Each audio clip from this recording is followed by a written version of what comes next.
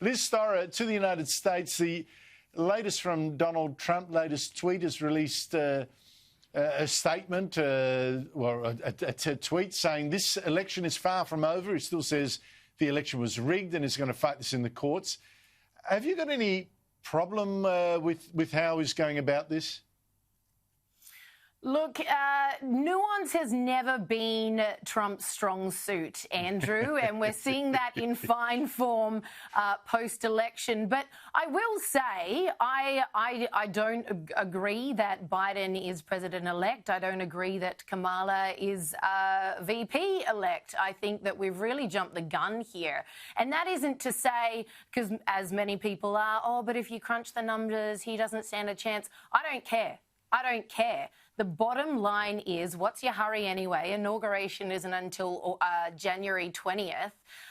There are proceedings underway. There are recounts that are going to take place. There are matters before the courts, etcetera, and so on. And if it all falls over and Trump ends up with egg on his face and Biden does legitimately become the president, so be it. But until then, I don't think it's out of character for Trump to be throwing a few tantrums. No, it's interesting on that point, James, that there seems to be a campaign to scare people about having Trump still there and not giving in. There are reports that seem to be a little contradictory, right? On the one hand, he's such a warmonger that he's asked top aides for options to bomb Iran to stop its nuclear weapons program. But he's also such a terrible peacenik that he wants to pull out half the remaining troops in Afghanistan, which has already been pulling down so far, which has alarmed Republican Senate leader Mitch McConnell. Have a listen to him.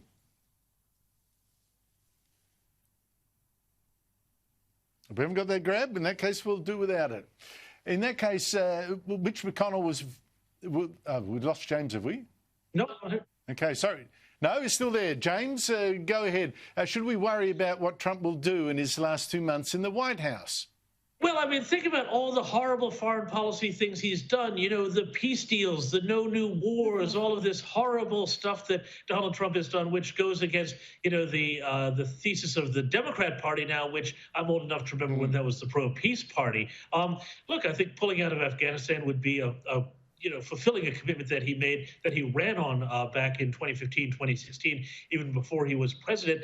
And I think we do really need to question what is the point of our ongoing involvement in this this conflict that is now so old that you can buy it a beer. And as to everything else that he's doing, I think that the other thing is that he is going to be making more moves against China, which they say are going to be hard for Biden to undo. So let him work to cement his legacy. You know, he is still the president.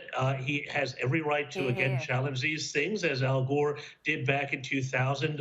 We remember Stacey Abrams thinking she was still governor of Georgia, and Hillary Clinton for years going on and saying that she was robbed in 2016. So let the process play out. His thing, he is hardly this Dr. Strangelove with his finger on the button, Andrew.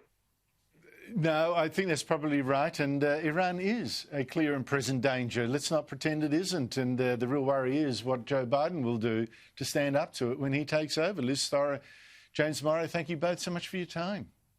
Thanks, Andrew. Thanks, Andrew.